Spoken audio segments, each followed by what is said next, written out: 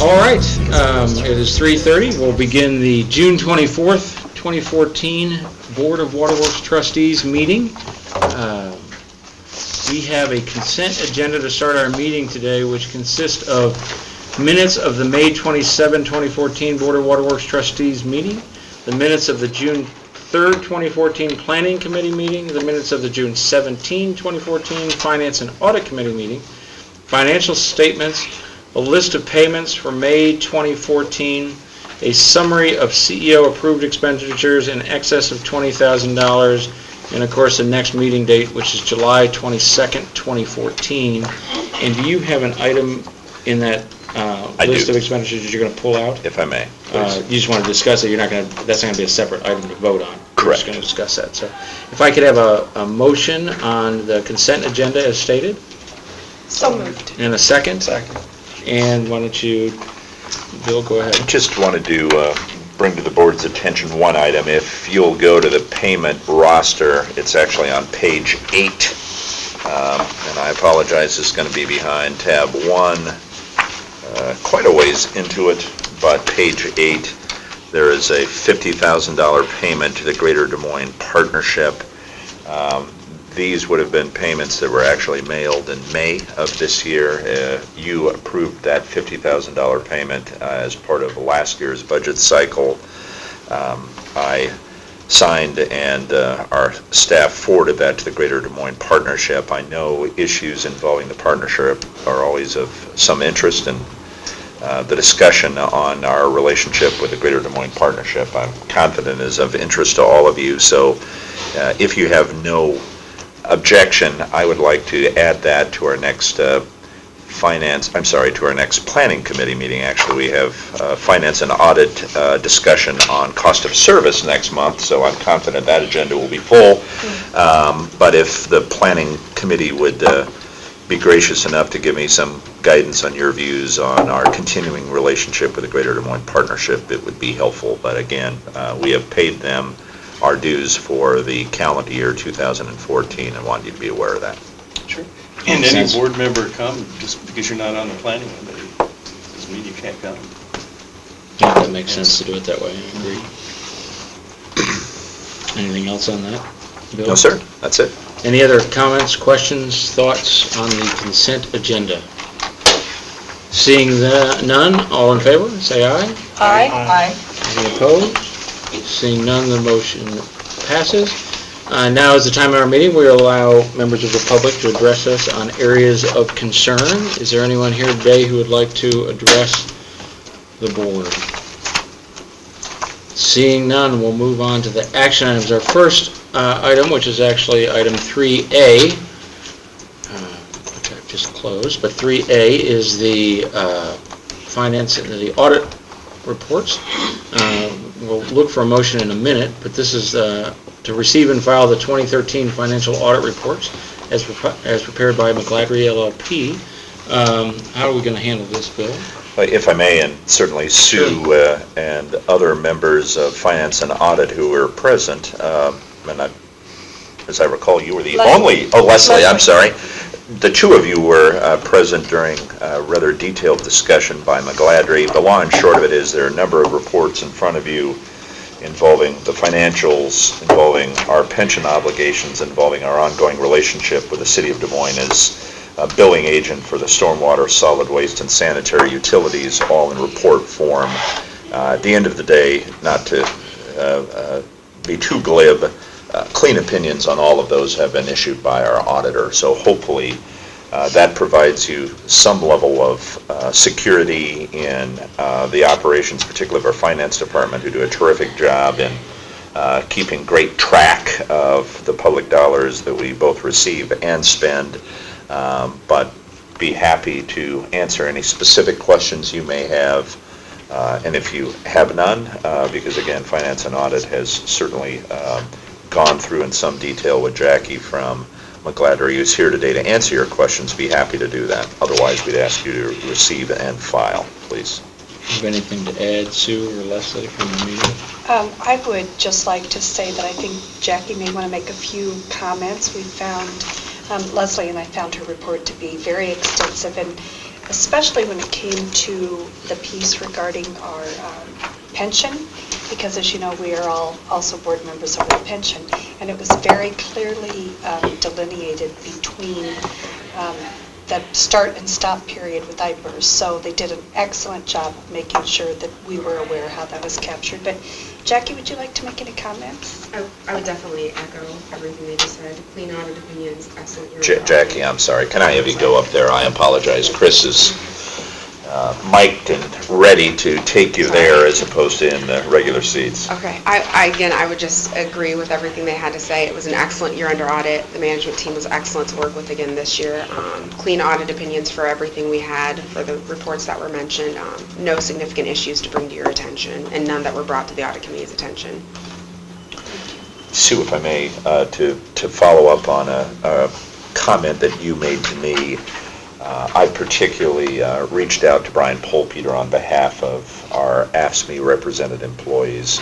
Brian, very conscientious in looking at your materials today. He happens to be at site plan review, I think, with the city of Des Moines downtown, but at your request, sat down with him, and he receives the same materials you receive, but I pointed to particular areas that might be of interest to him as our bargaining representative relative to pension obligations.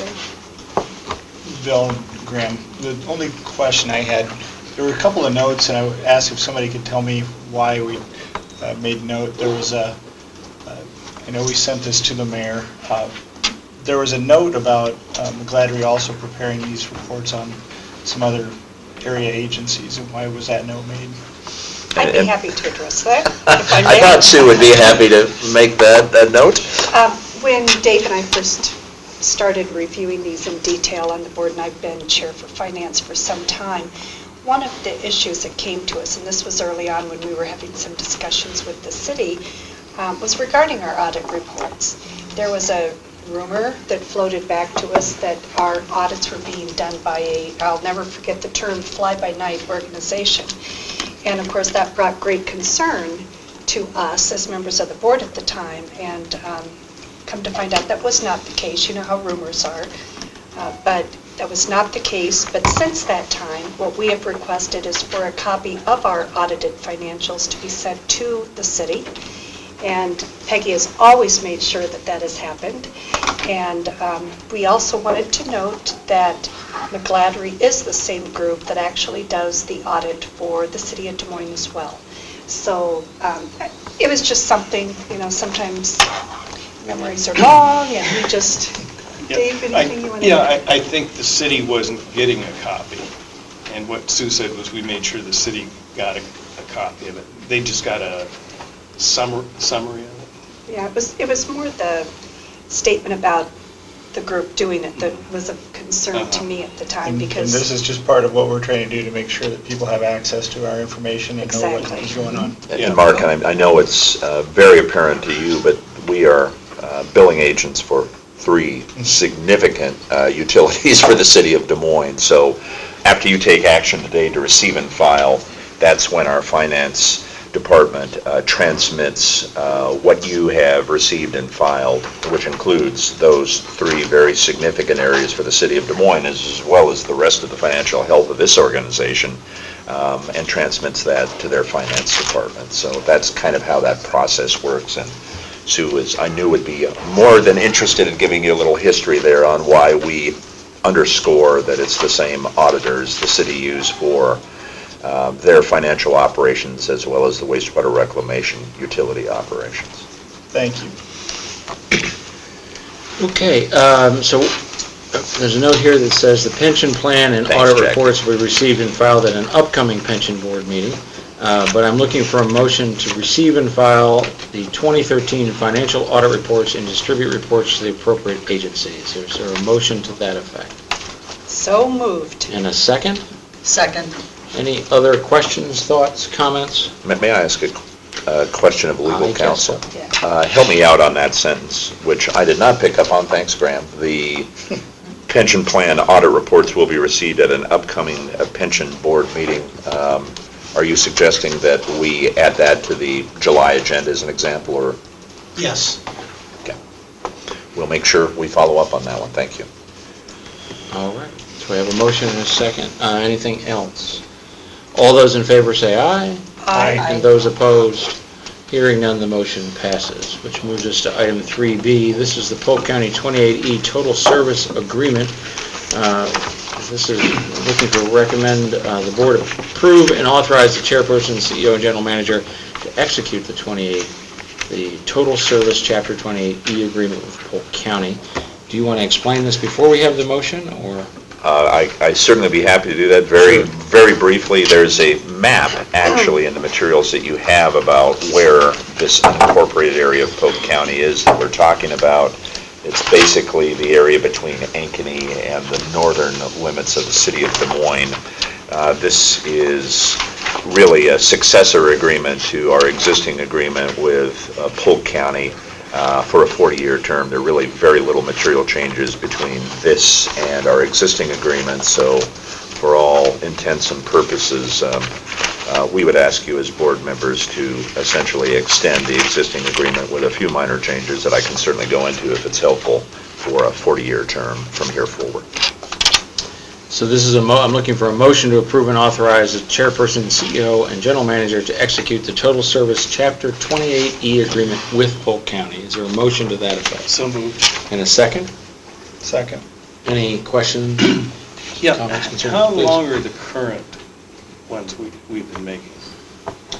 And Are I'm they going to 40 turn to my years? friend Ms. Kaler, who is our subject matter expert on each of these service agreements. This one's for 40 years, but Berwick, as an example, was shorter because of the need to work out some details and I would develop say- confidence. Yes, and I would echo that. The standard in the past has been 40 years. The two recent ones that we've had, which would be Berwick Water Association and Polk County Rural Water District Number 1, are shorter, 3 to 5 years, simply because they wanted some flexibility and they wanted some time to see how things would go. But this is standard, yeah. They've been 40. Yeah. And Amy, approximately how many customers are in unincorporated Polk County? About 2,500 customers are served by this. Thank you. And Amy, because I mentioned it, you may want to touch on what I termed as non-material but potentially substantive changes here on billings. Yes, we have written into, and this will be going forward, standard language, at least that's what I would propose for total service contracts. Language that clarifies responsibilities in the case of a billing error, if one were detected. And so what this contract talks about is Des Moines Water Works, because we are the agent for their water funds, we would be responsible for correcting any water revenue, whether that's going to the customer or billing the customer additional in the case of billing error. And if we are responsible for billing for any of the enterprise funds on behalf of that customer, for example, Polk County, we bill for sewer and recycling. If there are billing errors noted in those services, those, because the revenues are given to that entity, they'd be responsible for helping us true up with that customer. So that was a clarification. The board that was may made. remember that we had a billing problem in this area last year where we were essentially overbilling to the point of several times what we should have been, made a reconciliation with the customer, and Polk County realistically is very good to work with. Very. Bob Rice and his staff in Polk County are very gracious, but because there's a 40-year agreement here, obviously, personalities and folks change, so we've decided through Rick's guidance on the legal end to lock that language in a way that makes responsibility flow to the utilities despite errors that may realistically come from us. So, an FYI, but thank you for taking care of that, Amy. Any other comments or questions on this item? Seeing none, all those in favor of the motion say Mr. aye. Chairman? Yes. Before we do this, Yes. I'm just trying to do the arithmetic. I think we need to adjust the termination date to make it actually work for 40 years. The copy you have in front of you says until December 31, 2054. If we put it in effect now, we're going to have to adjust that date. So if we could amend the motion to approve the agreement so it actually has a 40-year term. We'll adjust the document that's signed accordingly. Does everybody understand that? Yes. And I don't remember who made the motion in a second, but I assume you agree to that? Okay. Rick, Sorry, I didn't pick Rick, that up for my benefit, would it be easier to just change the motion to allow 40 years plus that portion of the remaining calendar year to allow expiration at December 31st of... Yes, yes, I think so. I mean, realistically, from a tracking standpoint, it's easier for us to pick up on a December 31st date than it is a June 24th date, or whatever we are, So the 24th. motion would be to approve and authorize the total service Chapter That's 28 right. agreement with Polk County through December 31st of 2054. Correct. Please. So do I have a motion to that effect? I'm sorry, Is that right? it will be December 31st, 2053, I think.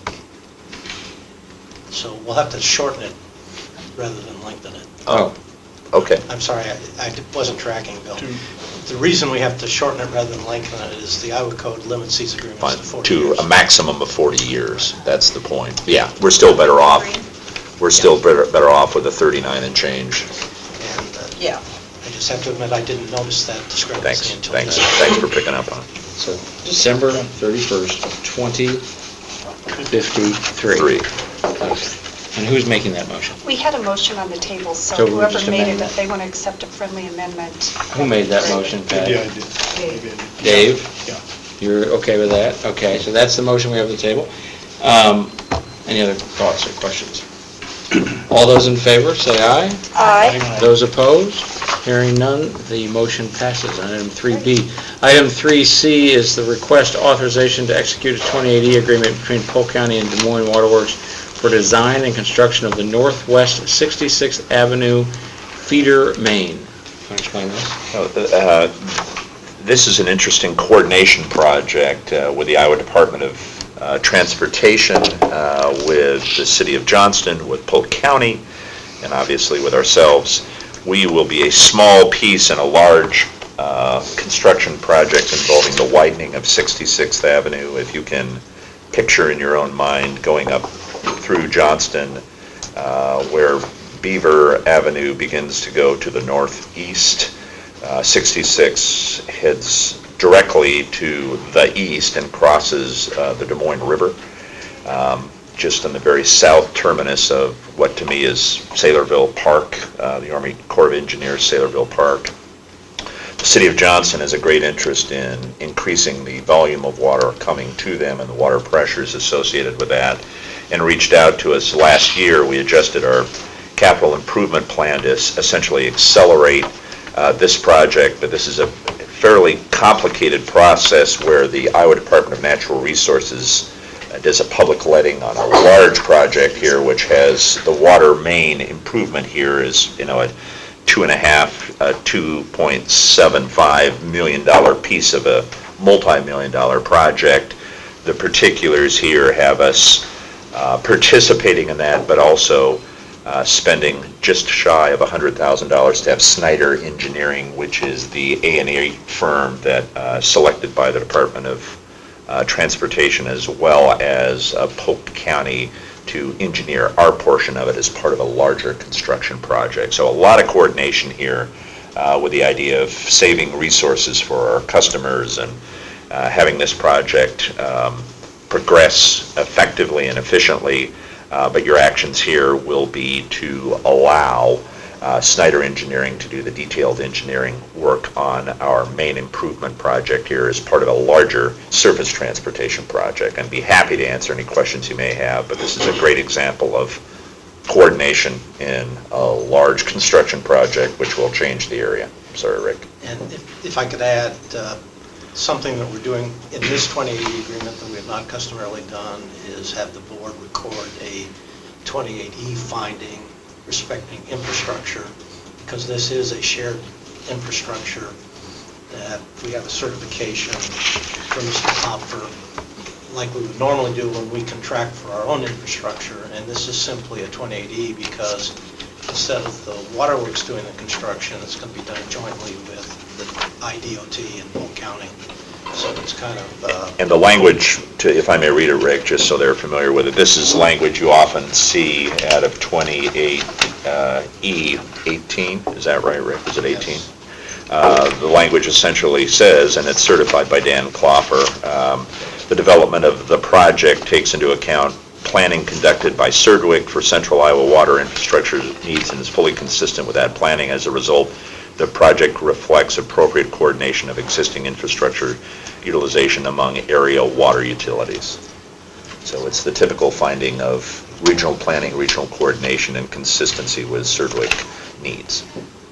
And you don't need the motion to reflect that finding, you're just making note of that, or? well, I think the motion should, as we normally do, say finding that the 20AD agreement is approved. And then we'll record the finding in the minutes, which is what 20AD requires.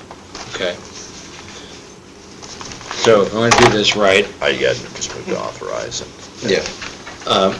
Looking for a motion to approve and authorize the chairperson to execute the 2080 agreement between Polk County and the Des Moines Waterworks for design and construction of the Northwest 66th Avenue feeder main, Having found that the project reflects appropriate sharing and that there are no suitable facilities available for renter sharing in lieu of the project. understood. Is there a motion to that effect? So moved. No, I'm forcing you by staring at you. I was telling you that you had to do it. Well, thank you. Is there a second? Second. Is there a second?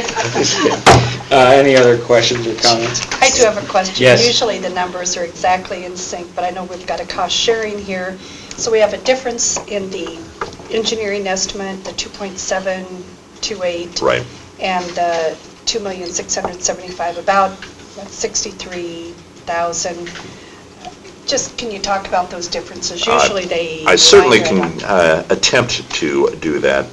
You're looking at two numbers, actually there are three numbers here. You're Right. appropriating The $99,800 to the payment of Snyder for the design work.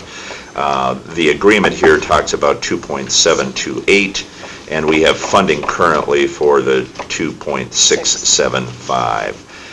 Ultimately, we're going to have to do a reconciliation when our estimates move to actuals, Sue, and the city of Johnston contributes 28% of that amount. So we should be fine. We is will the way I be fine, and we will be back to you with that reconciliation, but we have Okay. several different numbers floating around Got here. it. And if I might add, this is going to be bid by the other agencies. By the DOT. And if the bids come in too high, there's a 25% tolerance. If it goes beyond 25%, the bids won't be let. We'll have to start over. Yeah, and Explain the 25% Here, if you look at tolerance. page 3 in the actual agreement itself, let me read it so you don't have to go to it particularly if it's electronic, probably difficult to find. This is under the contract letting title. DMWW may designate a representative to attend the opening, that's the bid opening. If the expected contract price for the division exceeds the project engineer's estimate for such division by more than 25%, then no contract including such work shall be let without the express consent. So Rick's point is that if there's a variance, a significant variance in the letting, variance of more than 25%, then we have to specifically approve that portion of the project going forward. As you can imagine, that would be a significant deviation, but you've seen significant deviations before. As another complication, I should mention, there'll be another 2080 agreement with the city of Johnston that will dovetail with this 2080, under which the facilities will be shared with Johnston, and they will become a committed wholesale customer for a period of years, and that agreement's pending. Okay. Thank you. That agreement should be before you next month. Any other thoughts on this item? Questions? Seeing none, all those in favor? Aye. And those opposed? Hearing none, the motion passes, which moves us to item 3D. This is the 2014 General Office Facility Cooling System Upgrades. This is a public hearing. I'll now open the public hearing for comments from the public concerning the project's form, contract plans, specifications, and estimated costs. Is there anyone here who wishes to address this item? Seeing none, Have there been any comments received from the public? We have received no comments from the public concerning this project. So with that, I will close the public hearing and state that the board finds that the project reflects the appropriate coordination of existing infrastructure and that there are no suitable facilities available for renter sharing in lieu of the project. I'm seeking a motion to approve the project's form of contract plans and specifications and estimated costs. Is there a motion to that effect? So moved. And a second? Second. And any comments or questions so far on this? As far as the failure to notarize the non-collusion affidavit, is there anything that we need to do to fix that? Can they just... Rick, if I may, yeah, we are asking you also to waive the finding that the low recommended bidder here failed to notarize a non-collusion affidavit. Legal counsel tells me that that no longer is a requirement under Iowa law, so we will be changing prospectively going forward the requirement of notarization of the non-collusion affidavit. Is that right, Rick? Yes. The waiver of informality would come after the vote on the form of contract, after the analysis of the bid, so we're a little bit ahead in procedure. But what I've advised the engineering staff is, given that the notarization sometimes has created a problem that people forget to get it notarized even though they've signed it, which is what happened here. We can go back and get it notarized because it was properly signed, and so it's an informality that I recommend you waive. But under Iowa law now, it's possible to take an oath without a notary if you just declare it's taken under oath under penalty of perjury. So we'll be revising the form to eliminate that source of informality in the future. You know, I hasten to make this comment, and I'm sure Rick is going to cringe a little bit. If you are a prospective bidder that receives a bid package from us, there are a number of trip points for the unwary, and this is just one of them. This is, in our view, a very immaterial issue. The non-collusion affidavit, essentially says that they haven't bribed a member of Waterworks staff or in any way acted against Iowa law. And reality is that signing that for the contractors that we're working with obviously is not an issue, but the fact that it was not notarized is really a trap for the unwary. Or the unattentive. So we will deal with trying to pare down the requirements, but if you're a prospective bidder getting a package of information for us or any other public entity, it is very complicated to make sure that you are matching every requirement perfectly, and if we can get rid of extraneous requirements, it's going to make it a lot easier. Okay, so we have a motion at this point to approve the project's form of contract plans and specifications and estimated cost. Is there any other questions on this piece? Can I just talk Please. briefly about the substance of this now that we've dealt with everything that's not terribly substantive, I hope? You'll note that this is, in this building, this is cooling system improvements for this building. We've found some problems in the life cycle of the existing units. The engineering estimate's 146. You see two bids here from two very reputable providers, one for basically 148 and one for 199,000. We certainly would recommend the low bidder here, Woolen and Associates, at $147,600. And I feel a bit remiss coming to you with two items. The next item also involves this office building that leads you to the impression that we're investing all of our money in office buildings as opposed to plants and distribution equipment. But unfortunately, we've got two here that are fairly significant. This one for $147,600 for cooling system improvements in this building. Okay. So the motion is on the table. Are there any questions on that? All those in favor? Aye. Say aye. And those opposed, none. That motion passes. You've just provided us with the analysis of the bid, I believe. And we've also talked about the waiver. Yes, sir? I think the next item would be a motion to approve the waiver of the bid informality. Right. Exactly. And so what I'm looking for is a motion to approve the waiver of the bid informality that we discussed a minute ago. The low bidder failed to notarize the non-collusion affidavit. Is there a motion to, on that? So moved. And a second? Second. Any And I have a other? notary if they want to, any help. Mark's a notary, Well, okay. I would like to make a comment on Please. this, because we have had other things before us where the bidder has not dotted every I and crossed every T. And I just want to make sure that we are consistent as a board as we make these waivers for various things in our bidders packet, and possibly it's just that we need to review those packets ahead of time and find out what is important and what is not. But in a previous life, when I was responsible for preparing a number of these bidding packages,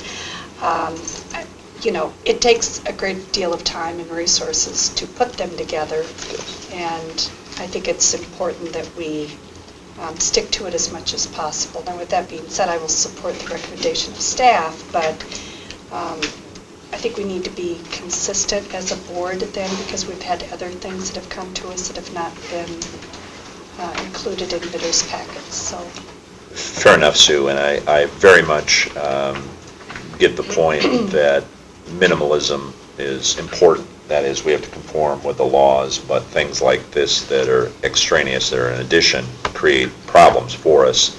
I wish, I won't even say that, I will tell you that from a staff perspective, we will bring recommendations forward to you that may not always be consistent, and you obviously as the board have the ultimate responsibility for rejecting those recommendations. At the end of the day, I am confident that the waiver that we're asking here really is of such a immaterial point where we're asking them not only to sign a affirmation that they've not violated Iowa law, but then to notarize their signature that we're really belts, suspenders, and roofing nails. I appreciate the difficulty that puts you in as a board. We will do our best to try and scrub the materials that we put out. Unfortunately, I will tell you that that when it comes to federal requirements in particular, there is enough flux in the requirements that there will be errors made. And when that happens, I need to look you in the eye and say, this was an error made on our part in asking for something that wasn't necessary, and then it's missed, and then saying, please forgive it. I know that puts you in a difficult position. We will endeavor to try and minimize those, but there will be those kinds of occasions, unfortunately. Rick? And I wouldn't say that the forms we have are in error. What I would say is it's possible to design the forms to be more user-friendly, which is what we want to do. All right, so the motion on the table is to accept the waiver of the bidding informality. Any other questions on that motion? All those in favor, say aye. Aye. And those opposed? Hearing none, the motion passes. We've analyzed the bids. So what I'm looking for is an award, a motion to award the 2014 General Office Facility Cooling System Upgrades Contract to Wallen and Associates Incorporated in the amount of $147,600, and to authorize the chairperson and CEO and general manager to execute the contract. Is there a motion to that effect? So moved. Second? Second. Any further questions, comments? Seeing none, all in favor? Aye. And those opposed? Motion passes. Moves us to item 3E. This is the request authorization to solicit bids for the 2014 General Office Facility Parking Lot paving and establish the date of the public hearing as the date of the August 2014 board meeting. Is there a motion to that effect? So moved. And a second? Second.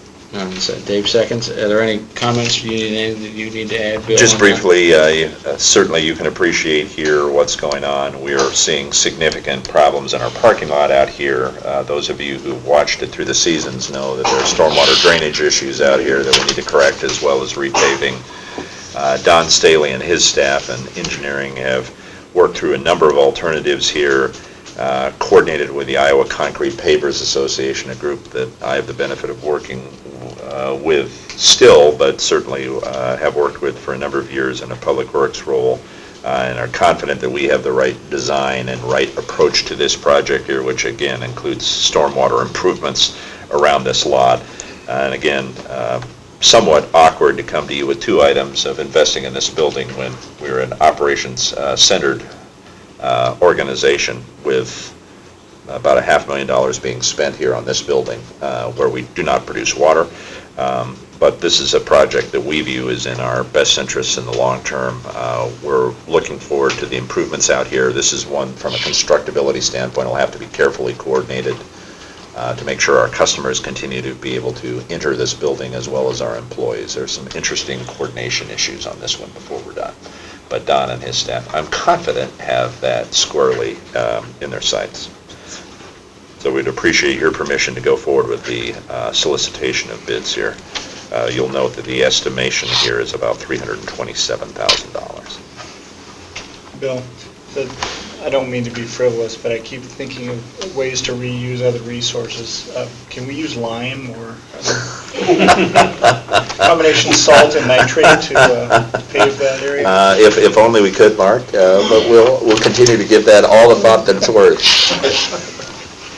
Actually, I have a question. Have we looked at all, did we look at all at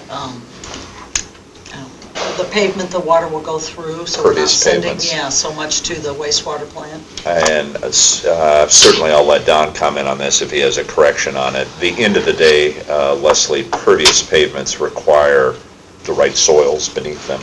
Our problem here is that we want to move the water away, and that necessarily involves connecting us to the already existing stormwater system out here on Flight Parkway, as opposed to letting it go into the soil. So I think there are better applications for pervious pavement as we look at park planning in particular than this lot. But Don, you may want to comment on the use of pervious pavement in our parking lot, and particularly, you may want to mention, which I did not, snow and ice control.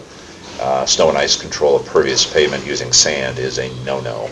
It no longer is pervious after you fill it, the spaces with sand, and so it creates particular concerns for us environmentally, because that means we're going to be using more salt, and that isn't necessarily good too. Don, all yours. You may want to get right up there, Don, so Chris can get you. Don, my question that goes along with that, I was wondering, plantings that go around that, and we try to work on rain gardens and all kinds of stuff around the city, but then with the runoffs that come from the vehicles that we would have in there, if that was an issue for us. Great question. With that, so. Yes, Bill really handled it very eloquently. The problem that has been a consistent problem is that there isn't very good drainage in the parking lot. It's very flat, and there's not very much fall, and that came from the original design. The original design was to be very flat. The other problem that we have in the parking lot is that the elevation of it is such that it's very close to the elevation of our building here. And in doing that, as far as the layout, one of the problems that we consistently run into is that water runs in the back door here, and it's causing distress problems for the building as a whole.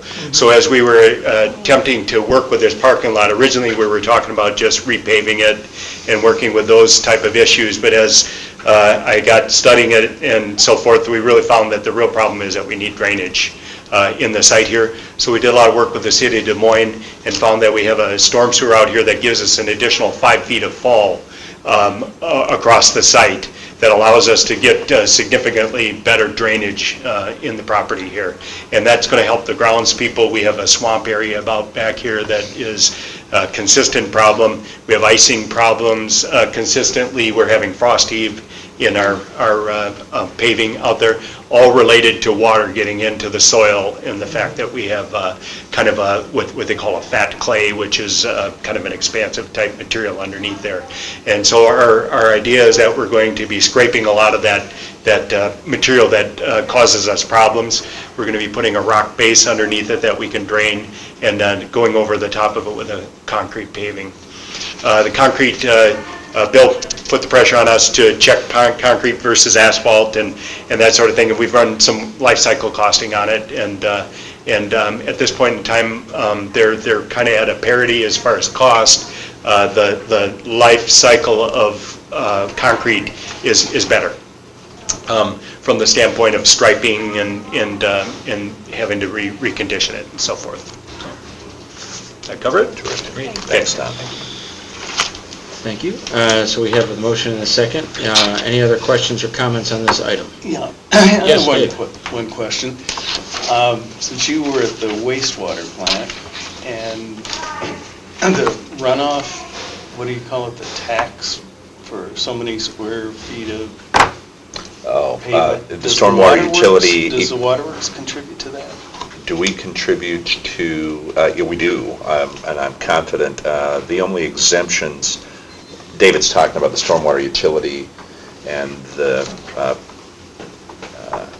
It comes on our. the on water equivalent bill, that's what- residential unit fee that is kind of the underpinnings of how much organizations pay or homeowners pay or commercial areas pay. The only exemptions, David, under the City of Des Moines ordinance are cemeteries and streets.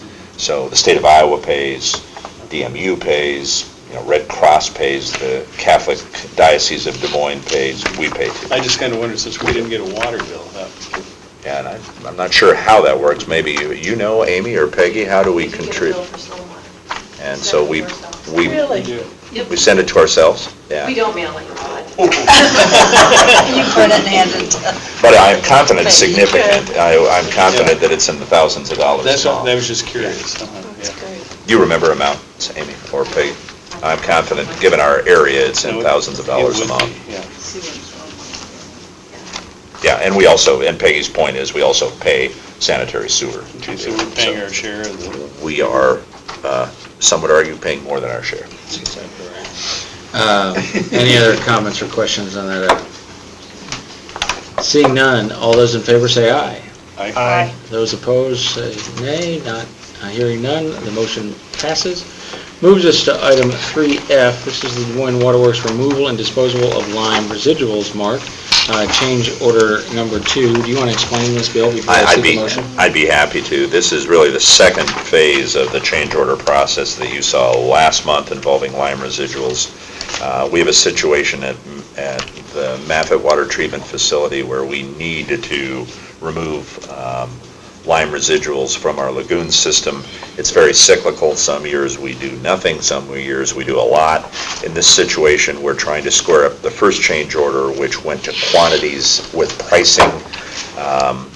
We split it in two, really with the idea that we needed to first establish the quantity with our contractor to make sure they had capacity, and then turn to them on pricing. They are extending the current pricing forward through the end of August. We are confident those prices will go up after that, so this change order really is to allow us to accelerate the process, which benefits Mike and his staff in water production, but also benefits us financially because we are doing it in front of a price increase. So that is what's intended here, and I would appreciate your support for moving this forward. So what I'm looking for is a motion to authorize the CEO and general manager to execute change order number 2 for the Des Moines Waterworks removal and disposal of lime residuals in the amount of $800,000. Is there a motion? So moved. And a second? Second? Any questions or comments on this? Parking lots, anything, Mark? None? All those in favor say aye. Aye. Those opposed? Hearing none, motion passes, which moves us to item 3G. This is the request authorization for the CEO and general manager to execute agreement for the professional services for enterprise asset management integration. And I think I'll let you address this first. I'll be happy to tee it up. Doug Oscarson's going to talk with you a little bit in greater detail than I am. Essentially, I know all of you are aware that we have made some significant changes in our approach to enterprise asset management. That is, we've had some staff changes in our IT area. We've essentially recalibrated ourselves to what our direction is and time frame is in approaching enterprise asset management, really based on some of the comments that I've received from you, as well as some outside expertise from the WRA. We have refocused on an approach that puts a heavier emphasis on energy management, controlling our costs associated with energy, and better managing our long-term production costs associated with the use of electrical power in particular. As part of that process, I have terminated our agreement with one consultant with Wolpert, who is our overarching outside third-party consultant in EAM. After discussions with a number of different providers and with staff, we're coming back to you with a request to move forward with two separate contracts. One with a group headed by Bill Miller, who is in fact an employee at the WRA Synerlytics LLC for about $350,000, and Stratum Consulting, who is a national leader in EAM implementation and software consulting. But at the end of the day, you need to be aware that we're putting a heavier emphasis on energy management than we have in the past. We're doing some upgrades that I think Doug will mention as part of it. The total cost that we are asking for your support for here is less than it would have been had we stuck with Stratum, and we believe, or I'm sorry, stuck with Wolpert, and we believe that we're going to get a better end product out of it. But because of changes in IT and changes in our direction, we certainly have altered the schedule here, and Doug will talk a little bit about that. Doug Oscarson now reports to me directly, and Doug is our project manager for Enterprise Asset Management. Doug comes to us, as you I'm sure know, in our water production area where we have implemented EAM and has great experience in EAM implementation, and Mike McKernan's area in water production will help us move forward into our other divisions. All yours, Douglas. Okay.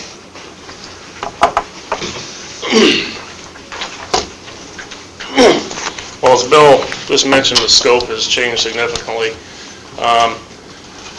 and the biggest part being with energy management. Some other smaller changes are there's going to be a stronger emphasis on geographic information systems, GIS. We're going to kind of ramp that up a little bit within this. Also an upgrade to version 11, which will give us several things. It will give us the ability to use the latest and greatest GIS tools. It will also provide us a safety module within EAM, and I'll talk about that a little bit as well. Producing safe drinking water is a very energy-intensive activity, as you all can imagine. In 2013, our company, Des Moines Water Works, purchased about 43 million kilowatt hours of electricity at a cost of in excess of $2.2 million. So as you can see, any place we can save 5-10%, those dollars really are going to start stacking up in a hurry. And we want to use EAM as a tool to reach that goal. One tool anyway. Energy costs are also continuing to go up for a number of reasons. Water quality rules and regulations get more stringent. That might cause us to have to draw water from a different source than we normally would, a much more expensive source. For example, the Des Moines River versus the Raccoon River. We do that as needed. Of course, growth and system expansion, we want that. It's happening. Along with that comes more energy. Another thing that is going to really drive rates up potentially are new EPA rules regarding coal-fired power plants. You've probably all read about those. Now, Des Moines Water Works has historically, and particularly in water production, we have historically always tried to upgrade our systems when need be with the most efficient equipment, motors, and everything out there. But that's really not enough to get us where we want to go to. With that, I think what Bill is really talking about here is Des Moines Water Works creating a comprehensive and aggressive energy management strategy, if you will. Going forward, we feel that we really need to do this. The Water Research Foundation did a study in 2011 that said the typical water and or wastewater facility could easily obtain from 10 to 30% savings, realistically. They mentioned a number of ways, of course upgrading to higher efficient equipment, operational decisions that are made. You know, the guys that flip the switch that turns on a 2,000 horsepower pump, those guys need information to make good, intelligent decisions on what to run. So all this has sort of been brewing for a while, and then all of a sudden this really exciting opportunity comes our way. At least to me, it's exciting. Maybe not to everybody. But it's partnering with the Department of Energy in their SEP certification program. SEP stands for Superior Energy Performance. Until recently, the Department of Energy has really focused that program on heavy industry. Realizing that water and wastewater account for a large portion of the electric use in this country, they now are wanting to expand their focus to include municipal water and wastewater facilities. So this is sort of new, and that gives us the opportunity to partner with the DOE and be the first city in the country to achieve this SEP certification with both water and wastewater. WRA has already moved several steps in that direction, and that's what we would like to do as well. Part of achieving that SEP certification is, let's say on the road to achieving SEP certification, we will also get ISO 50001 certification, which is not only kind of a feather in anybody's hat that gets it, but it's very useful in that it provides a strategy and a roadmap for an organization to get to their energy management goals. Also provides other things like methods for documentation, measurement, reporting, and so forth. What do we get from the DOE in return? We don't get any dollars, but what we do get is a lot of free training and free technical assistance that normally would cost a lot of money out in the, if you had to go out and hire a consultant for this. So that energy portion, as you can see, I'm excited about. It's going to be a big part of EAM. I think in the years ahead, I think that the waterworks will really benefit from its implementation. The safety module, which comes with version 11, will really help us abide by and meet OSHA rules, but maybe more importantly, it will give the technicians in the field tools that they can use. It'll give them forms, it'll give them information, it'll give them all kinds of things they need to know, for instance, for lockout, tagout, for shoring, for confined space entry, for hot work. All these things that all of our field personnel do day in and day out, it'll help guide them through doing those tasks in a very safe yet productive way. I already sort of talked about GIS. The original project had GIS in it as well. I'm going to call this GIS on steroids from what was originally proposed. We want people in the field to have the tools they need to start, initiate, and do a lot of the more tedious work order tasks through the mapping system they're used to using all day long anyway. The budget, as Bill already mentioned,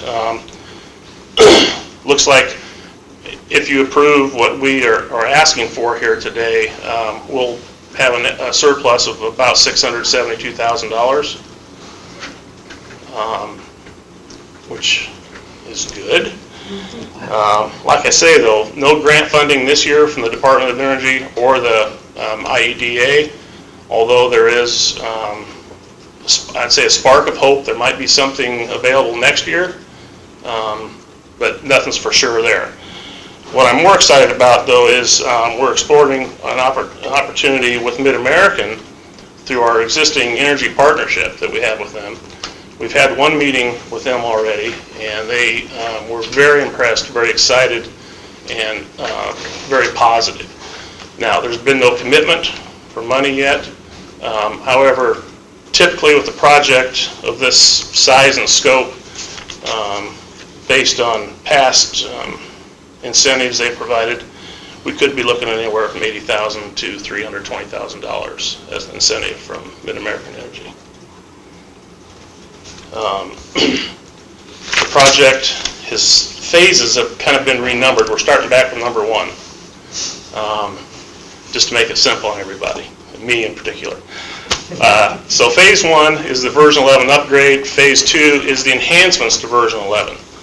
Both those will happen somewhat concurrently, and both completed by Thanksgiving of this year. The version 11 enhancements include things like barcoding and the mobile applications for field personnel and for our inventory people in central stores. The energy component of all this, we're looking at March of 2015.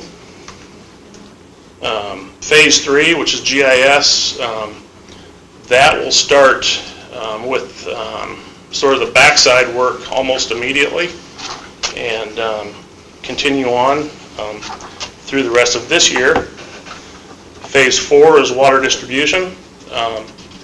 The timing is kind of working out pretty well here because water distribution's most busy time is during the winter. So we're going to sort of, they're falling in line just about perfect to come on in the summer of 2015. And then phase 5, which is fleet and grounds, would be by the end of 2015. And that would basically complete what we are proposing here. You know, and I'm sure you can appreciate from Doug's remarks that in our repurposing of EAM here, there are a couple things that I think are important for you to recognize. One is, while we're very appreciative of the work that's been done, the repurposing here really puts a greater operating emphasis on it. That's where Doug comes from. This is an operating rather than an IT-driven initiative.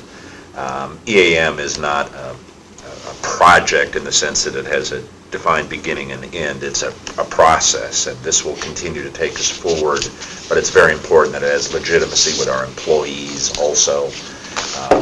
We will retask ourselves to make sure that the training and the rollout to our employees is inviting rather than threatening. Sometimes these types of systems can seem as if they're a job security concern for our employees or the employees in any organization, when in fact we're trying to provide them greater decision-making capabilities. A lot of emphasis here on energy management because they're big dollars in our business. An opportunity, we hope, to either partner with the federal or state governments on getting longer-term assistance from them on moving forward. But the reality is that this repurposing is pretty critical to us moving forward on a business initiative that involves substantial costs, obviously, in energy management alone, let alone our asset management generally, but in also engaging our employees. Very important, because clearly our employees are making, literally tens of thousands of decisions on a day-to-day basis. Giving them greater information to make those decisions is going to be important, as well as, and Doug alluded to this too, systematizing some of that decision making, automating it where it makes sense. We have SCADA systems that are out there and have been very important to us over the years, but looking to take automated applications further when it makes sense, whether it's energy management or whether it's and asset replacement determinations, life cycle types of issues. That's what EAM does. But I also would be remiss if I didn't emphasize that you're catching that what we're doing here is very much in sync with the experiences and leveraging the difficulties that our friends in wastewater have had using essentially the same system and same consultant. So we are happy to be not on the bleeding edge, but behind the bleeding edge in learning from their issues and expertise. But I want you as board members to recognize that our systems and the WRA systems will be very similar by the time it's done, with some similar folks working on all of it. We think that that's good business for us based on their experiences. Our IT staff under Pat's leadership have been very helpful, but this is going to be an operations-driven process from here forward, and we'll continue to put an emphasis on the operating applications, geographical information systems, geospatial data, very important, whether we're talking about distribution or water production or customer service.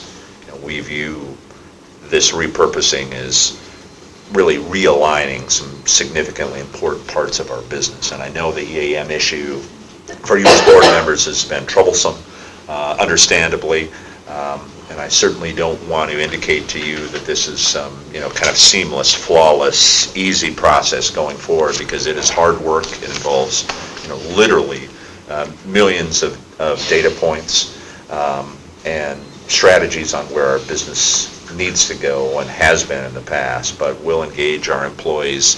Very pleased to have Doug heading this up, and again, emphasizing to you that Doug is reporting directly to me on this issue, and I will assure you that I will give this every effort and every ounce of value added that I can provide it, knowing that Doug will provide far more value added. So we're excited about this. The energy management piece is a very important piece of this, and it really is being repurposed in this process. We're asking for your approval on these two consultant agreements, recognizing that we're well within budget here. I certainly will not represent to you that we're going to, at the end of the day, have saved $600,000. In reality, we will probably repurpose that someplace in the process, but we certainly owe you that kind of accounting. I just want you to know that what we're looking at here, we believe, is an improved system at a lesser cost as it relates to the consultancy part of it. But our objective here in this evolutionary process is to continue to align information systems with our business generally, and that's ever-changing. So what I'm looking for here is a motion to authorize the CEO and general manager to execute the master consulting services agreements with Synerlytics LLC and Stratum Consulting Partners Incorporated, and approve purchase orders for $349,200 and $535,380 respectively. Is there a motion to that effect? So moved. Second. And a second. Any questions, comments? Sue, please. Doug, we heard all about you at the finance meeting. Bill kind of gave us a heads up on what was coming, and, I think you heard that we were somewhat reluctant as a board on the whole GIS. It was not based on the things you're talking about at all. In fact, I think the things that really moved us and compelled us as a board to invest in this was exactly what you were talking about. The GIS, we saw a presentation from some of the workers talking about documents that they would be able to have scanned electronically and available to them. I know at least this board member, and I think others, we moved on this because we wanted to provide those tools for those in the field. So I know I appreciate, and I think we all appreciate you taking this on. But with your background, and we were told you're a long-term employee, how many years? Just about 29. 29 years. I would be very interested in your feedback as to whether or not you think that our workers understand now that this is being retooled and re-engineered and brought out in a different manner, and if they feel possibly better. And I hate to put you on the spot on that one, but I think it's important to. Actually, there has not been any official announcement pending approval of the board. Fair. However, in conversation, Right. there's been a lot of conversation. And so I think they have a general idea of the way we're kind of getting off this road and taking a different route. The specifics, we still need to communicate those. Yes. We wish you luck. Thank you for taking it on. Thank you. Any other questions, Mark? One of the things, and we have an asterisk at the bottom of our sheet about things that didn't go through the committee process. One of the things over the last year that's, I guess, given me the most, what are they talking about moments was, EAM. So, and there's never a real good point to say, hey, could somebody sit down and explain all of this right here at the meeting? And, I've got a general idea and what I thought this was and where we are, and I appreciate all that we had here. I kind of would like to, have that moment on some of this through the committee process to work through some of that stuff. Fair enough, Mark. I think that, and there's some money that's going in there too, so it's not a small item, but It is not.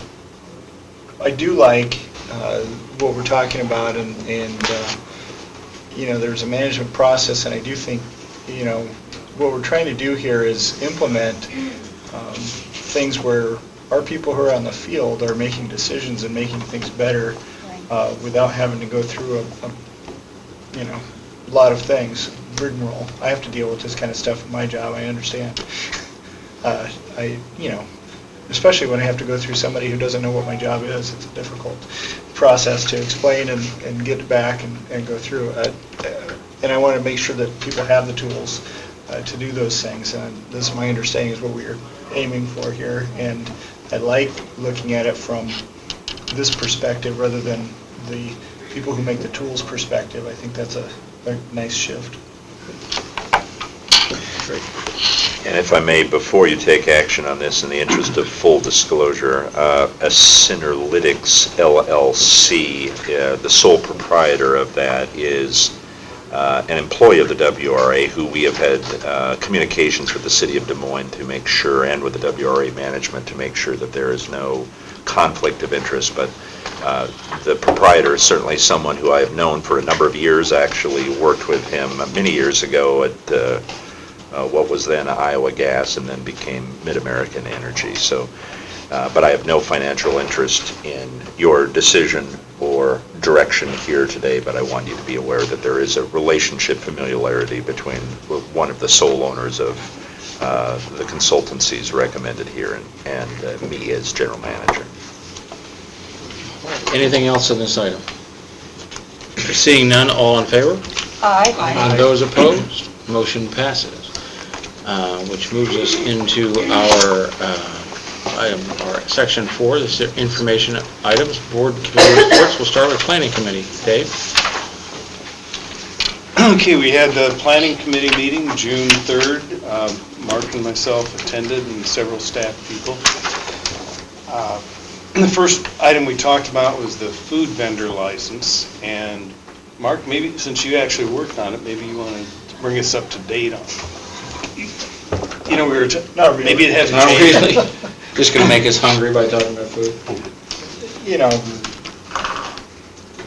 were talking about the parking Do you want space. me to jump Do you into wanna it? jump Because into I probably that? have better real-time information. Because I've been kind of waiting on a few things, actually. And one of the things that we're talking about, and it gets into what we're working on the Park Foundation Board, you need to have agreements with people. They're trying to have more amenities and things to do in the park, and we've got some planning and some studies on the users and when they're in the park, especially Saturday morning around noon is the high time. But we want to have something that's attractive. Somebody who would be there, on Tuesday nights, there's a taco, ride in Council Bluffs, and we have, taco right here, and there's things like that make biking on the trail that heads out towards Cumming really attractive. There's some of that idea, whether it's beverages or food or something. So we've been working on that, and I think Bill will take this over. I just We needed some briefly paving mention to that make it happen. that the leaders in the Park Foundation group who are responsible for this are really narrowing down to a couple vendors. It looks like the term of the license that we would be granting would be essentially 60 days to mid-July to mid-August, I guess that would be. If you recall, this is a situation where there won't be rent or royalties charged of the providers.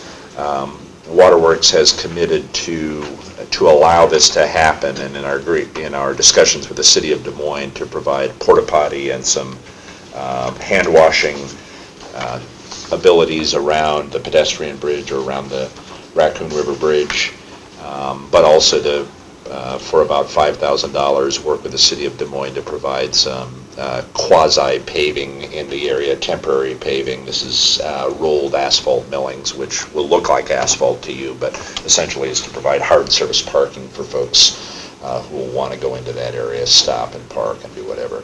But the city has been very, very helpful in our discussions about this on kind of a temporary basis to get information from our vendors and from the Park Foundation about the success of having mobile vendors within the park.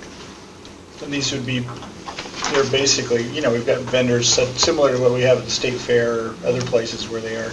And having mobile food vendors has been an issue within the city.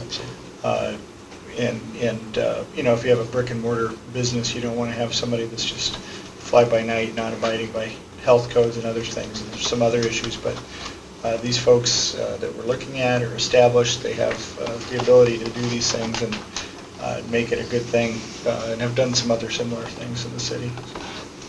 And it actually might happen in the middle of July then. Yeah. So we're looking at David. Great. And you're talking July to September, right? That's correct. 6 days, right. And that's an update. The next item we talked about were the Fluor Drive planters, and Bill told us about some of the problems they've had this year with the weather and the loss of the knockout roses. And I guess is it going to be the knockout or a different substitution is going to be coming over a period of time? Do they know yet? The plan is to replace the knockouts. With knockouts. With With more knockouts. knockouts. Okay. I didn't know if they'd decided yet. And there have been a number of folks, including the Ruans, who've queried us about timing. A lot of work has happened out there, as I'm sure you've noticed on the weekends. If you've been trying to go north and south on Fluor Drive, we are approaching a point where the knockouts, will be coming in dribs and drabs, my term, not all at once, but in small quantities. There's been some difficulty in the market in getting them. Yeah. Everybody lost. Yeah, unfortunately, this is not only our issue. This is a number of other Midwestern communities' issues also. So we'll continue to work closely with Des Moines Transportation and Traffic on the permitting process to make sure that our employees are safe out there and the traffic continues to move. This one is unfortunately several months behind now because of difficulty in getting the materials. We'll continue to coordinate that through, but there have been a number of folks in the community who have been interested in our progress here, and we will go just as fast as we are able, given our other work demands and the availability of planning materials. Weather's not been our friend this year. I guess the next item, Bill brought up his thoughts on the TTHM disinfectant. People remember its byproducts in our system, and Bill felt that we don't really have the expertise available. It's fairly complicated, and he's going to look at a consultant that could be up pushing $100,000, but he's going to keep us informed on that. And hopefully we don't have any more violations. Well, that would certainly be our hope, David. And then the City of Des Moines has contacted us about going in with different entities to do a inventory of our ash trees. And we were talking about having the trees, what is the name of the group? Trees Des Moines. Trees Des Moines help us do an inventory. I think that was about it for the meeting. Great. Finance and Audit Committee, Sue? We spent a great deal of time on the audit reports. Other than that, Bill did give us kind of a heads up, and you'll see that in the minutes, of some issues to come in the future, things that we need to consider. Okay. I don't have anything to report from the Greater Des Moines Botanical Garden. Mark, Des Moines Waterworks Park Foundation Board. Okay, well, first of all, this board gave me the job of working on the memorandum of understanding. I've got something that Bill has constructed. I've got something that Tom Farr has constructed. I'm working, I talked to David about this, and I think in the next 2 weeks I should have something ready so that we can have some people reviewing that, and everybody on this board and Bill and taking a look, so we all have an idea of what the Park Foundation is about and our relationship between the two entities, so that everybody's clear. Like we talked about earlier, we have a 40-year agreement. You know, it's good. I'm not going to be here in 40 years. I'm not planning to be, so on this board anyway. And then it'd be good to have an idea of where we came from and why we did some of these things. And I want to make sure that we have it accurately done. Secondly, the biggest task that they're working on right now is kind of in January, after the plan was done and a lot of things changed as far as really getting governance for the Park Foundation Board. Things kind of stopped in some ways because you're starting anew and trying to make sure you have good legal basis. Some of the folks that are interested in fundraising and actually providing funding, there's a grant of $35,000 and some other monies coming in to help get started with these efforts. And Sam Carroll has been hired. I think what we all agreed to this last month was, yeah, we really need to start doing this now. This is the time. Go ahead and start those conversations and get the ball rolling on forming basically an advocacy board that are folks that really know how to get this done, give some ideas, and the word gravitas was used to make sure that people take it seriously and know that this is going to work and that this will go forward successfully. So that's what we're working on right now, and I'm looking forward to hearing some reports back on where we are in a couple of weeks. And to be clear, the $35,000 and the thing that the board's working on is, the first is an RFP for a funding feasibility study, right? Fundraising feasibility study. Which should be interesting because, and Sue knows about these probably more than anybody, but that'll provide the Park Foundation a lot of information, not just about the availability of money, but really, I think will help it set its vision about what comes first, and some about governance too, about those things that you're talking about. So that's a great step forward, I think. Right. And what's the timing on that? When do they think they have that done, that RFP? Do you know? I'm not sure. I don't remember. I think the next 30 Sorry, to 60 days. I don't think I've heard. Yeah, but pretty quick. Yeah. That's great. Thank you for that, Mark. You know, one thing Yes, on sir. the Botanic Gardens, Yes, people should eat there at noon. It is the best. it is fantastic, isn't it? $10.50, it'll blow your mind. It's great food. It is the best It food, is every great. day except Monday, isn't it? I think that's right. Mike Not- Laval? It's actually his wife. His wife. Ah. It is superb, it is. And I will say too, having had an event out there, it's a great place to have an event. That you can use the terrace there as the caterer. You can use other caterers like Gateway and Hy-Vee, but it's such a great place to have an event because you're in a nice room, but you can also go out into the dome and other places. So consider that. But Noon meal, it's great. It's the best in town, I think, for the price especially. Jeez. I agree. CEO and General Manager's comments. May I? Please. First, let me throw the floor to Doug Garnett, our HR manager, who has an introduction of a new staff member.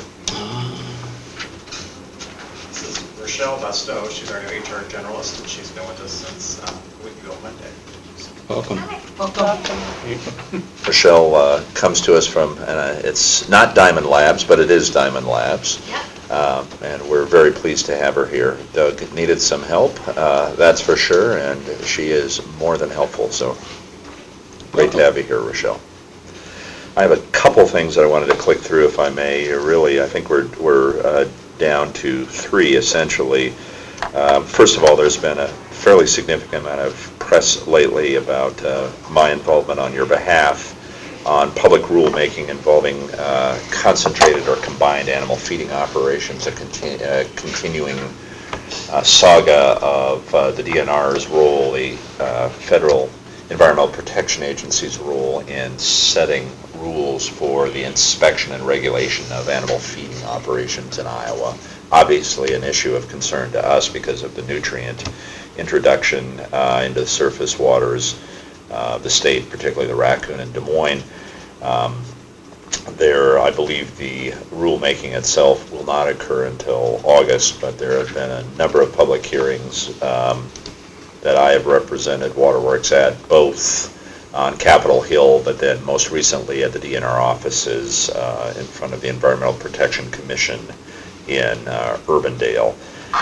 More on that as it develops, but the long and short of the dispute really comes down to this. The Department of Natural Resources views the existing EPA rules as a maximum that we, the state of Iowa, can require in our inspection and regulation. Many of us view it the opposite. It's the minimum rather than the maximum, so there's a significant difference between what the Iowa Department of Natural Resources believes and the environmental community in the state believes. Again, from a water production standpoint in particular, you'll remember, and David mentioned, TTHM, ammonia issues, disinfectant byproduct concerns. We view the concerns about animal feeding operations and particularly the regulation of manures as a significant contributor to water quality concerns that we've seen in the area of ammonia in our waters and other organics in our waters. Somewhat relatedly, David also was gracious enough to mention this. I have signed an agreement on our behalf for $100,000 with CH2M Hill. CH2M Hill is an international engineering firm that we believe will provide assistance to us in leadership on TTHMs. Again, the total trihalomethanes are a disinfectant byproduct concern that we have about a possible carcinogen in our system. We have violated twice, I believe. In the Runnels system, we violated once in the Des Moines system. We continue from a water production standpoint to have concern about repeating that. Realistically, as we have talked about it, not only within Waterworks, but with the Iowa Department of Natural Resources and their expertise, we believe a third-party consultant is going to be important to moving us forward on helping us to walk through some options out there and develop a capital improvement plan that will reduce the likelihood of repeating TTHM violations. So we'll report more to you on that as it occurs. I think we'll have a workshop Monday, as I recall, this coming Monday, that is the 30th, with CH2M Hill to develop some alternatives. They've looked at our data, working closely with our engineering staff to keep this at the $100,000 level. But I do want to mention to you as board members, although I've engaged them in that is CH2M Hill and some recommendations.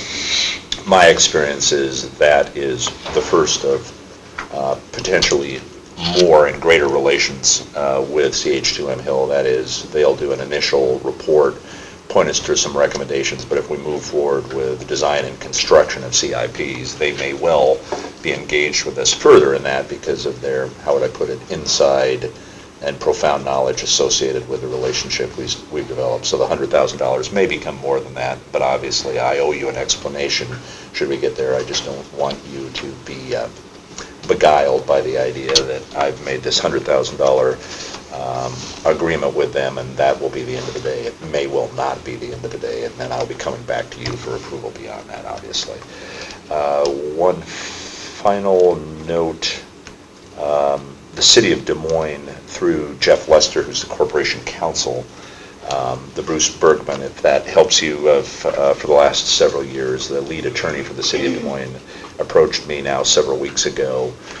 We have had 2 sessions to discuss payment in lieu of taxes, Grays Lake, Fleur Drive, right-of-way management fees. while there is a great deal of detail to continue to work out, I think it is fair to say that the city of Des Moines' demands in terms of both payment in lieu of taxes and of right-of-way management fees are significantly more than we've seen in the past. I believe that we're talking well over $1 million in commitment that they're asking for from us. So we will certainly be back to you with periodic updates on that. Our own sense on Fleur Drive as an example, and Ted and his staff through Scott Adson have been very clear with me. We've been clear in our discussions with the union, clear in our discussions with interested parties like the Ruans, that we believe that we will continue to maintain Fleur Drive on behalf of the larger community. We'll want some signage. We'll want a clear relationship with the city on how we deal with things called site obstructions, but the basic ability to be able to remove obstructions to drivers takes a particular expertise that the city has and we do not. So there's some clarifying issues we need to work out there, but the city has been very clear on the pilot front that they are looking for a significantly greater contribution from us than they have seen in the past. And as you know, our last contribution was roughly $735,000. So we're talking significant dollars associated with upping our contribution for payment in lieu of taxes. Again, I'll keep you apprised long before there's any agreements reached, but I want you as board members to know that negotiation series of discussions have begun and need to continue on a fairly aggressive schedule. Will that be coming to finance for possible input as to what the board's feeling is about it? I'd be happy to do that, Sue. We can, perhaps this month may not be the best time to do that because we have cost of service coming onto your agenda. But perhaps August would be the right month to, and I'll have better information on where the city's requirements are relative to right-of-way management fees, as an example, Sue. I haven't got any specifics on that, so I'm confident we'll be in better. Is there, relative to other rate-making and budget issues, is August an okay month? Absolutely. Excellent. So we will plan on having it there, and I am attentive to your general point, Mark, that more needs to go through the committees when we possibly can. This is a great opportunity for us to get some direction from you and to tell you what the status of those discussions are. But I want you as board members to know that I think under Mayor County's leadership, those discussions between myself and Jeff Lester have begun. That's all I have. Frank. Great, and that actually is a good segue to something I wanted to talk about. I know that each of us, I know, will get calls and have conversations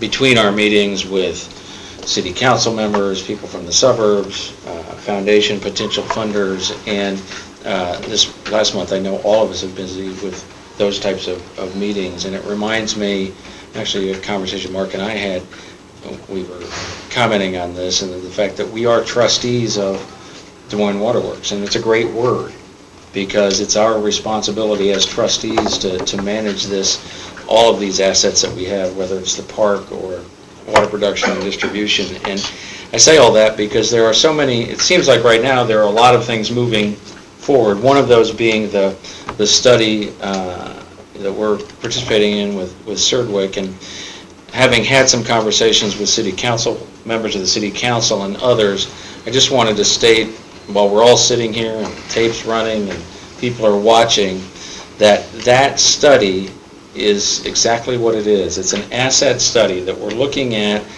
the water production assets that belong in this region, and that nobody should jump to the conclusion that what's going to happen is we're going to regionalize the water system and we're going to give up this great Des Moines asset. If anything, it's the opposite of that. We're getting our hands around what assets are out there in the community so that we can develop a plan for what's next.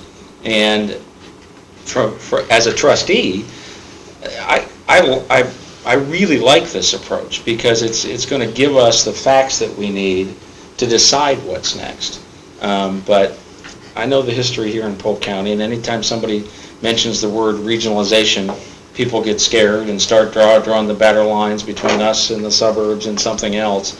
And if we're smart and we go through this, in a very prudent way by taking these steps, I think we will be able to develop a plan where something can happen. But I just say it, A, so it's on the record for those listening at home and elsewhere, but also to remind each of us that the 5 of us have that responsibility as trustees to make these decisions, and we're going to make them all together.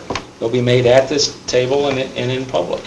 And that can be said whether we're talking about this study that we're participating in with as a member of CERDWAC, or the Park Foundation, or every other thing that we do. And as I know, as time-consuming as this job can be for each one of us in this high-paying role as trustees, it's a great responsibility that I enjoy, and I appreciate how much every one of you do to make this work.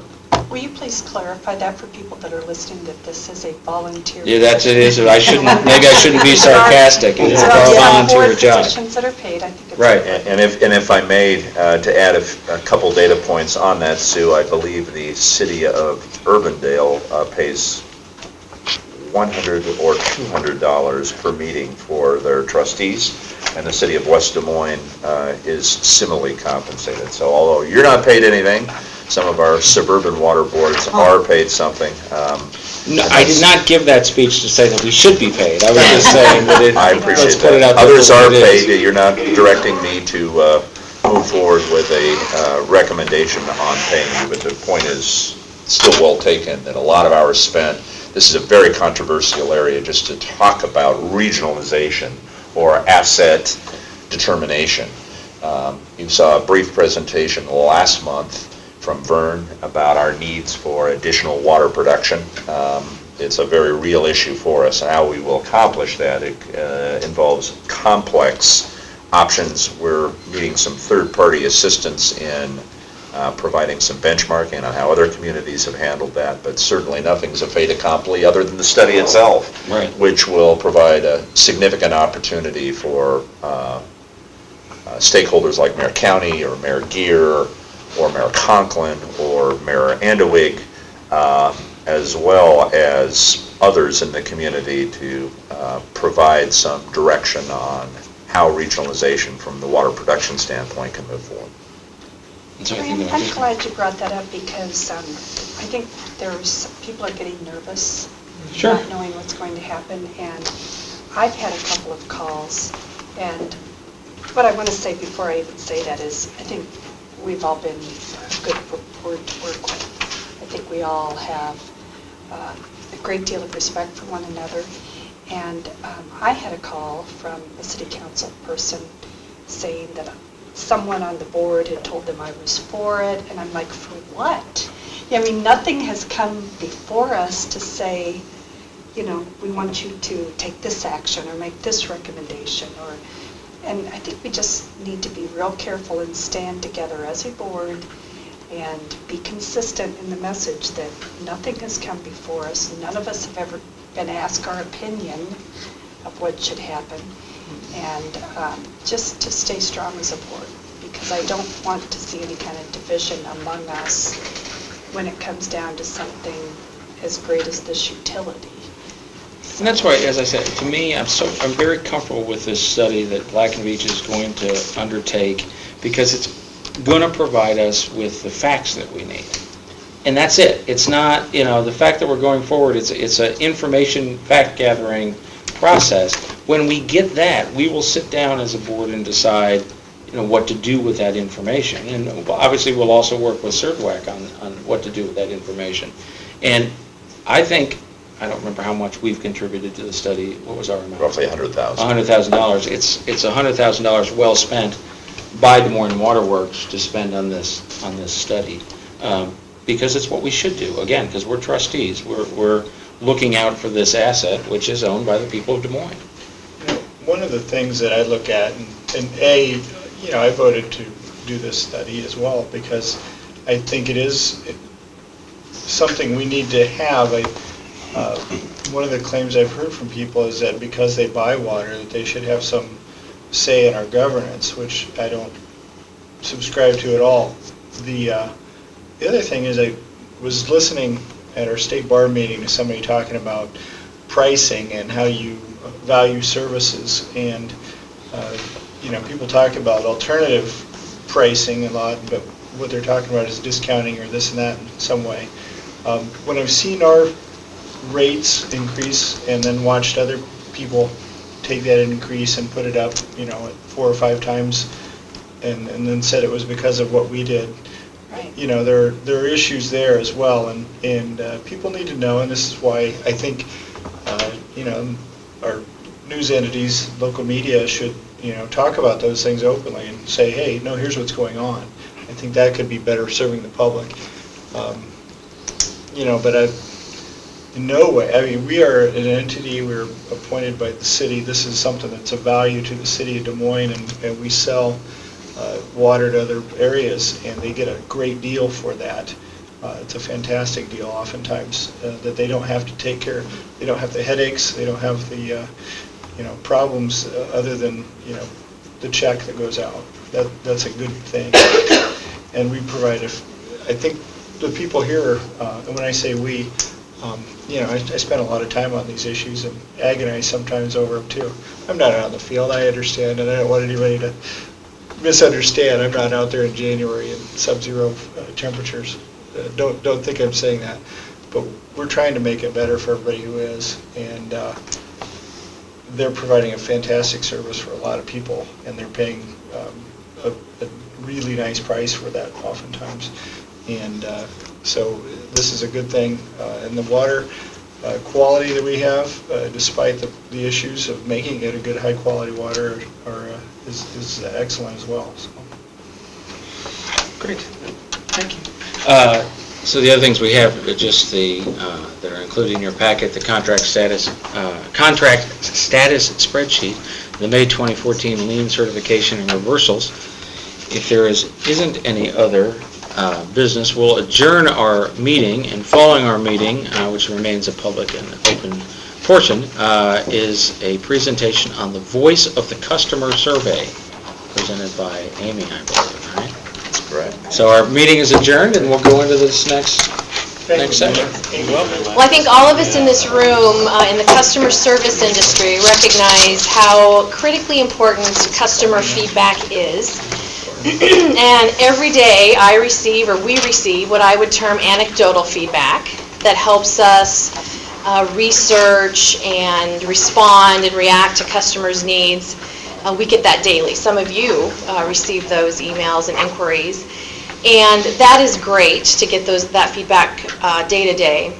But about every 4 years, we develop what we call a Voice of the Customer survey. And it's a statistically valid customer research feedback tool that we rely on to go out and just gauge how are we being perceived by our customers. And we think that this is a really important study. As I said, it is statistically valid. And we gather this data to assess the perception of our customer service, of our water quality, of our parks. It's not just focused on customer service and customer satisfaction. It really covers the whole breadth of our operations, and that's why I find it so interesting and beneficial. In prior years, we have used a written format, and that has some limitations. This year, we decided to try a voice or a phone survey for the first time. And the reason I mention that is because it really allows us to probe deeper when customers respond a certain way to understand the why. It's not just getting the data, it's understanding why they feel that way. So I think it was very valuable to change that methodology this year. I'd like to recognize Laura Sarcone for her work. She worked very diligently with Esmond Research to coordinate the study and develop the questions and just make sure everything was off to a great start. So did a great job. Deb Stearns with Esmond Research. Esmond Research is a marketing firm right here in Des Moines, and we were very pleased to partner with them in this survey. So Deb is here to tell us what the voice of our customers had to say. I'll turn it over to you. Thank you, Amy. Again, thank you for this opportunity to share the results of the survey. I'm going to try to get through these results quickly so not to keep you past 5:30. Just a little bit about the research methodology. Amy talked a little bit about that, but again, it was 400 random telephone surveys with Des Moines Waterworks residential customers. The survey was conducted April 21st through May 5th. It was over a 2-week period of time. The average survey length was about 15 minutes. Des Moines Waterworks was identified as the research sponsor, and we used a customer list provided by Des Moines Waterworks so that we could randomly call those 400 folks to complete the project. Some interesting statistics regarding the call results. We made a total of 4,628 calls to the residential customers to complete those 400 surveys. We spoke to households with landlines as well as households that were wireless only. So the refusal rate on this particular project was really quite low. Typically, we see refusal rates considerably higher on other projects. We attribute this because this was being sponsored by Des Moines Waterworks. People were enthusiastic, and they enjoyed the opportunity to provide feedback on customer service and water quality. So that's just a little synopsis with regard to the call results. Again, as I mentioned, the comments shared with interviewers, regardless of their feedback, whether it was positive or negative, we had several residential customers share with us that they really appreciated the opportunity to share their feedback with Des Moines Waterworks. And as Amy mentioned, the statistical validity, 400 telephone surveys, we always work at the 95% confidence level. That way we can be assured that the results are valid.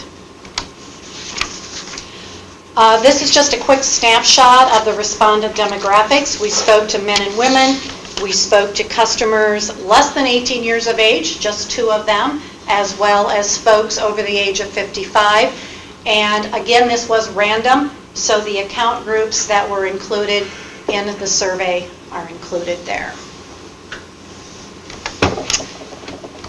The key findings. Satisfaction with services provided by the following governmental business entities. You can see that customers continue to be highly satisfied with Des Moines Waterworks. We used a 5-point scale, with 1 being very dissatisfied and 5 being very satisfied. And you can see when we asked how satisfied customers were with the services provided by those entities, you can see that 89% were satisfied with Des Moines Waterworks. There was slight shift in satisfaction from the 2010 voice of the customer. The Des Moines Fire Service was, there was more higher satisfaction ratings for Des Moines Fire Service in 2010 as opposed to 2014.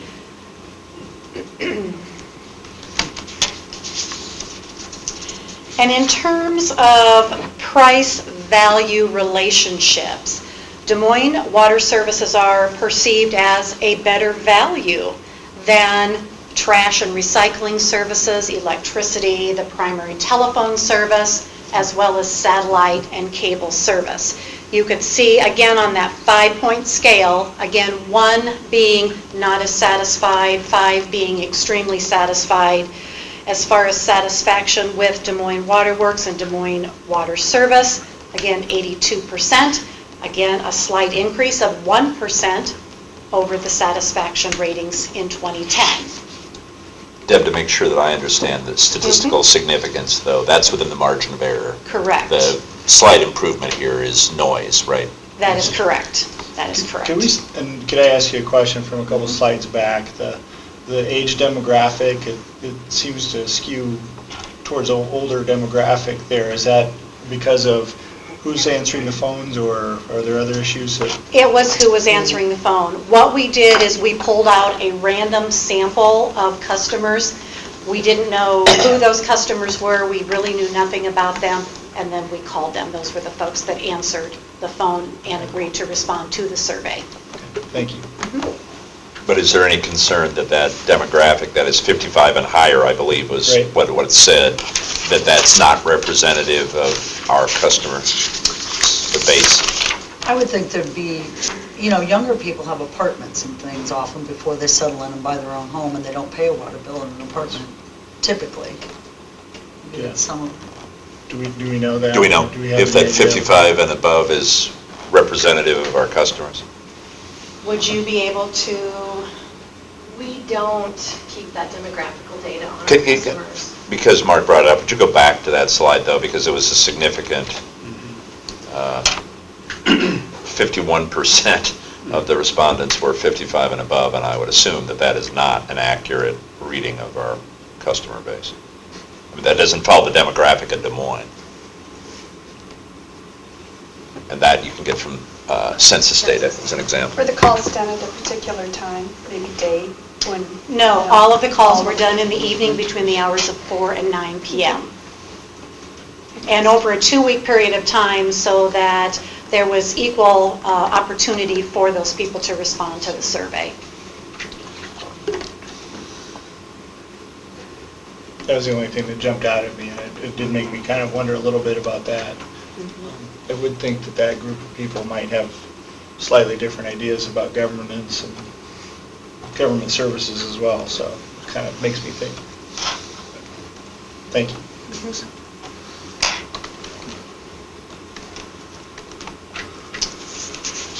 There were also a series of questions that dealt with the agreement and disagreement with each of those 5 statements.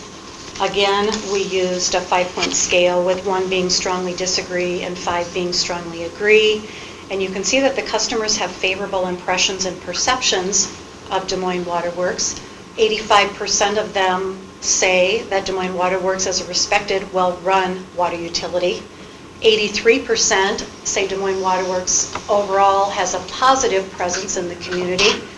80% say that Des Moines Water Works is deserving of my loyalty as a customer.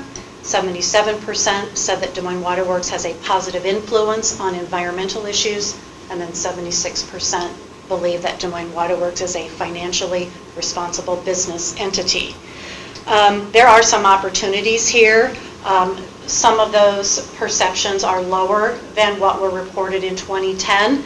Again, there are opportunities to boost those levels of agreement, maybe to share how Des Moines Water Works is making that positive presence in the community, how you are having a positive influence on environmental issues. So there are opportunities to move those percentages and to increase those percentages. The next series of questions dealt with overall satisfaction with tap water, and the quality of tap water and water safety are important to customers.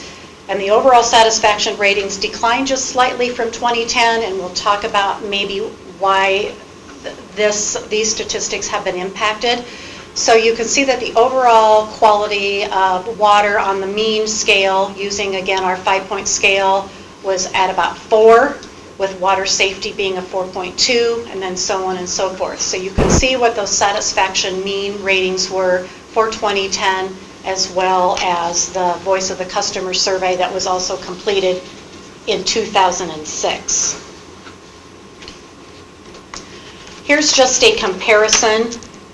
Satisfaction with tap water, 2014 versus 2010. So you can see that with regard to the overall quality, satisfaction with tap water in 2014, 73% versus 85% in 2010.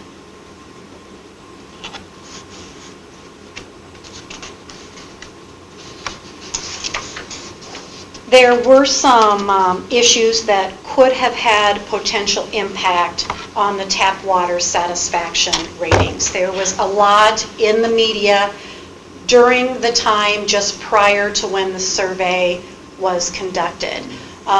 Business Record AM on March 19th, there was quite an expansive story regarding water tasting and smelling like chlorine for the past month. So it was Waterworks, the smell, taste, water, water to improve, and also the TTHM exceeding the drinking water standard. That was also released in the media the weekend of March 28th. So there were some issues that were in the media that could have had some potential impact with the satisfaction with tap water. Again, the surveys were administered April 21st through May 5th. That time period was selected to coincide with the Voice of the Customer 2010 research so that we could compare apples to apples and that the surveys were being collected at about the same time. So I just wanted to bring that to your attention, that that could have some impact on those satisfaction ratings. Consumers were asked if they used any of the following, or if any of those following statements applied to their household. And you can see in 2014 that there is a much higher percentage of customers that are using a water treatment device or using bottled water regularly for drinking. Actually, it was about, you can see the increase from 17% in 2010 to 25% with regard to a water treatment device. And in 2010, it was 17% were drinking bottled water regularly, as opposed to 38% in 2014.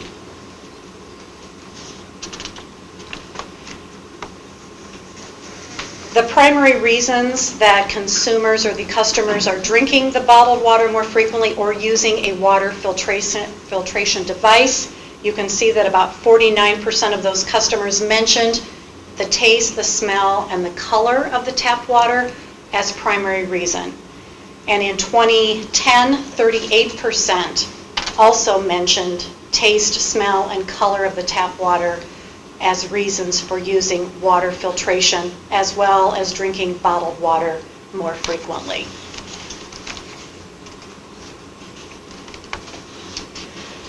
With regard to satisfaction with water availability, overall 93%, you can see more towards the bottom of that page, 93% of the customers are satisfied with water availability from Des Moines Water Works, and only 16%, as opposed to 9% in 2010, of those folks that we surveyed had experienced a water outage in the past 12 months.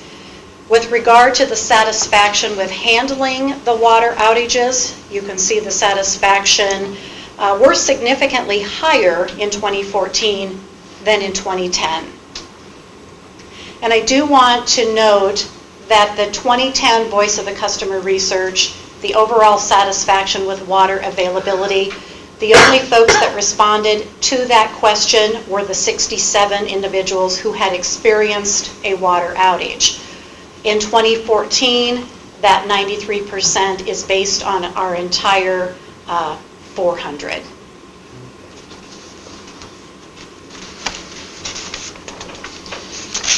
Regarding customer service and in-home customer service, 26% of the customers that were surveyed had reason to call the customer service contact center, and 6% had required in-home customer service in the past 12 months. 83% said the customer service contact center had resolved the problem on their first call, and 91% said that Des Moines Water Works took care of the in-home issue on that first visit. And the majority of the customers were satisfied with the services they had received, both with the customer service contact center as well as in-home customer service. Satisfaction with the billing statement, 30% of the customers surveyed are currently receiving an electronic statement. So among all of the survey respondents, the majority are highly satisfied with their monthly billing statement. It's easy to understand. The amount of information provided is adequate. So 89% have overall satisfaction with that statement. Again, those are higher ratings than what we saw in 2010. Regarding communications, the H2O line newsletter, 64% of the customers are familiar with the newsletter and are often reading the newsletter. You can see that 66% are reading it often, either every month or most of the time, as opposed to 53% in 2010. And with regard to the overall satisfaction with the H2O line newsletter, 79% of those customers that are familiar with the newsletter are satisfied with the newsletter and the information that is being received. We also asked about the Des Moines Water Works website, and you can see that 26% of those customers that were surveyed in 2014 have visited the website in the past 6 months, as opposed to only 18% in 2010. Typical reasons for visiting the website, again in 2014, 61% were making a payment compared to 31% in 2010. They're either reviewing prior or current statements, reading the water quality report, service requests, or looking up contact information, were reasons mentioned most frequently.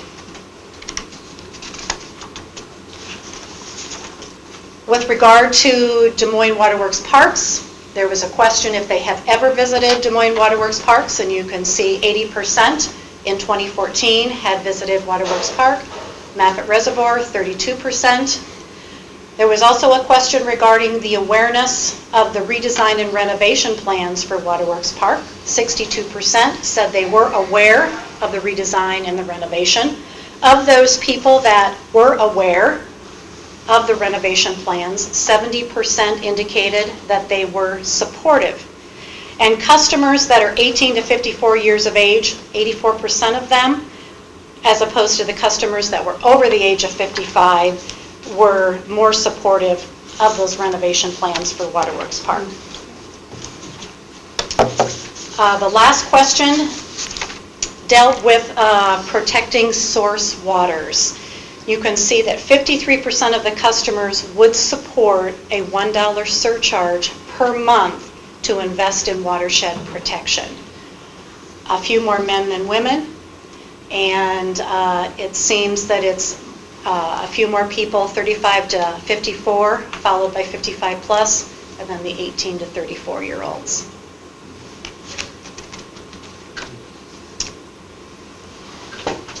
Briefly, that are the results. There is a lot of detail. Both Amy and Laura have large binders of a lot more detail. But are there any questions? I'd like to look more at the park information and survey data, if I could have that later too.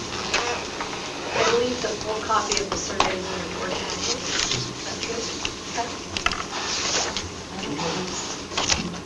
We will get them to you. Great job. Thanks. Thank you. Thank you very much. Thank you. I believe that concludes our meeting. Good. Thanks, folks. Thanks, Brian.